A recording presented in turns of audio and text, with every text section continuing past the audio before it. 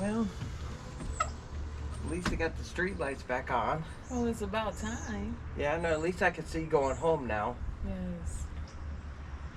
Hi, I'm Elmer. And I'm Vanita. I want to welcome you to Front Porch Friday. Today we're going to be discussing situational awareness. As you can just heard our conversation about having the street lights on and being able to see. Of course, with situational awareness, some of the things that you're going to have to be aware of what's going on around you. Yes. Unfortunately, the world is changing, and we have to make some changes with our everyday life to stay safe. Some of those changes is depending on where you're going, your daily routines, whether you're going to the store, whether you're going to work, or whether you're going to the gas station, you know. A lot of times we turn around and go get fuel, we get it late at night. We follow the rule of, especially during the summertime, get it late at night, early in the morning, you know, so you get more fuel.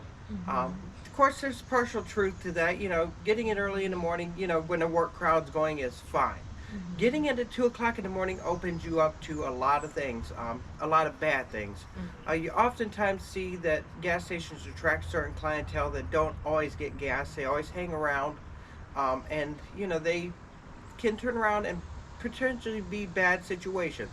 One of the things is people leaving their cars unlocked and getting in their cars, or the clientele getting into their cars, getting purses, money, or whatever, and even in the worst case scenario, stealing their car.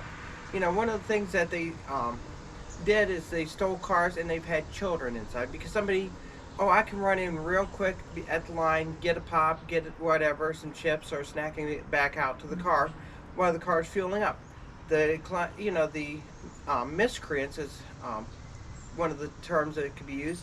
Grab the gas pump, take it off, and take off with the car while you're still in the gas station. Oh. And that's one of the bad things about it. So you kind of always want to pay attention to what's going on. And like Elmer said, you do want to try to get your gas during daylight hours.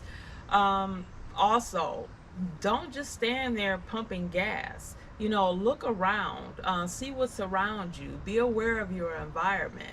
You want to stay safe. And Vanita brings up another point about looking around. When you're going home, some of us, we work late nights. If you work in the first responder realm or whatever, you're going to be working some very late nights. You could get off at 10, 11 o'clock, 1 o'clock in the morning. This looking around is always a good thing. When you get out of your vehicle, doing a 360-degree sweep.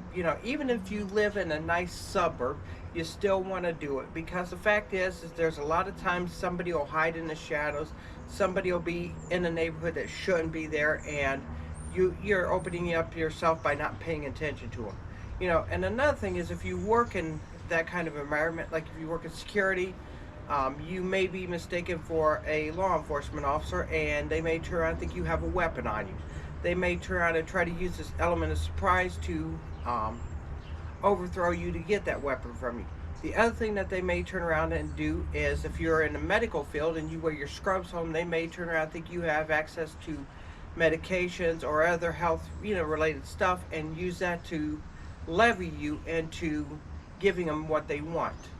Yes. And then and another topic that it kind of came to my mind just now was, if you work in the construction field, put your tools up at night. Don't leave them laying in the window, because that's obviously a window of opportunity for somebody to come along, see $1,000 worth of tools, and then turn around and knock your window out. So that's one of the things that you can do, is to look around, keep things out of sight, keep things, expensive toys out of sight, look around, make sure you're aware of your surroundings.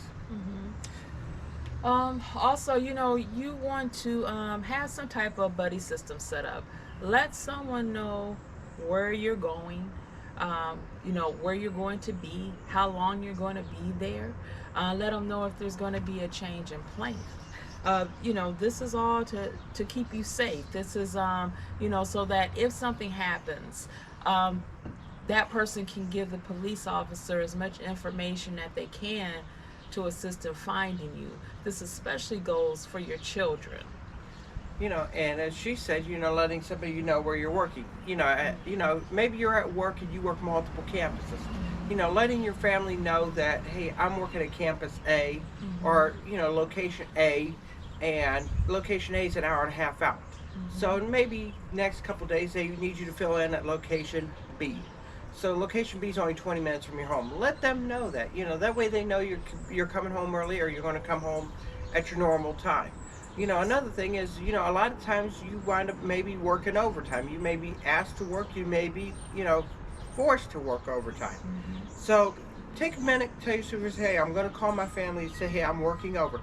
This Yes. way they're not turning around and making, a call to the police because they think that something happened to you and you're at work working overtime. It saves resources, and it lets your family, saves them from a lot of worry.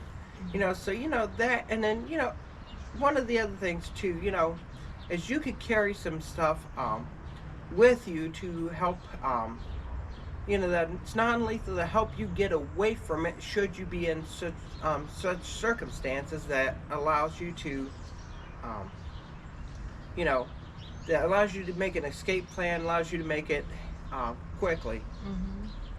So you want to Okay. tell us about it? Oh yeah. So there are some items that you can carry: mace, pepper spray, a stun gun, um, and also like a flashlight. A heavy tactical flashlight would be good. You could use it to help get away if you needed to. And a lot of times the way the world is, they don't allow weapons. They don't allow pocket knives, they don't allow pepper spray, Mm-hmm. they don't allow stun guns in certain locations. So one of the things you always can carry everywhere with you is a flashlight. Yes. Nobody stops flashlights from coming in because they're not really considered a weapon. They're considered a tool. They're considered an inner tool. But in the proper hands and the proper defense mechanism, they can be great. Going out to your car, somebody turn around and you're leaving the shopping mall. Somebody going out to your car, you could turn around and click that light in their eyes. Mm-hmm. They're instantly going to put their hands up. They're instantly going to try to. They're going to stop walking because obviously they can't see. You want a flashlight with about 500 lumens or better. That way that thing's really popping some light into their eyes.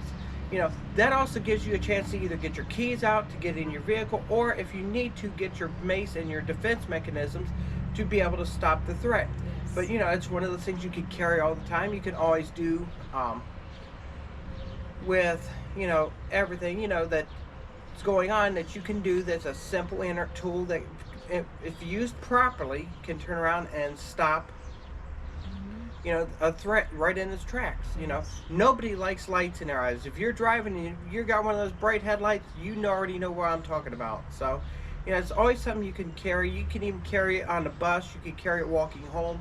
You could carry it just out for walking the dog, carry a flashlight. Now you turn around and now you hit that flashlight, that's instant. There's no loud things to scare the dogs, nothing to harm the neighbors or anything that you have to worry about, but you can at least get yourself to safety and stop the threat. And should you spray somebody with the pepper spray, immediately call 911. Yes. You know, let them know, hey, I just had a self-defense incident. I just pepper sprayed this guy. This is my location. This is the location of the person. Mm-hmm. You know, the other thing is if you could get a pepper spray with a UV dye in it. Mm-hmm. A lot of them now contain it, but you still can find them without it. It's usually the cheaper brands of pepper spray. If you get it with a UV dye in it, what they can do is, even if the assailant somehow gets milk of magnesia or something else to neutralize the acid on their face, Mm-hmm. then what can happen is the hospital can shine a UV light on that person, and it's going to show up because the chemical has to have a special release agent to get it off the skin and clothing.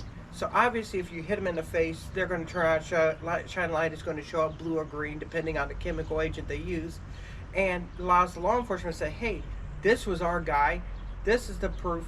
We had the 911 call. We had this. We had the proof now that this person tried to attack this person. So now you have a legal case. That this person did it, and they can actually act accordingly. So those are some little tips and tricks for keeping yourself safe, especially the way the world is now. I mean, we got people that now just want to cause harm, and that's all they do is to look to cause harm to individuals. and it keeps you safe. It keeps you, you know, keeps you in the loop. And being situationally aware, there's nothing is the best tool that you can have in your toolkit. Yes. It doesn't matter whether you got a ton of the preps, or you got a ton of other weapons or whatever. If you're not situationally aware, it doesn't matter. Pay attention to what's going on in your neighborhood. Pay attention to what's going on in everyday life. Read the news, watch the news. It's going to give you a lot of information. So with that, I'm just going to say stay healthy, And stay stay blessed. blessed.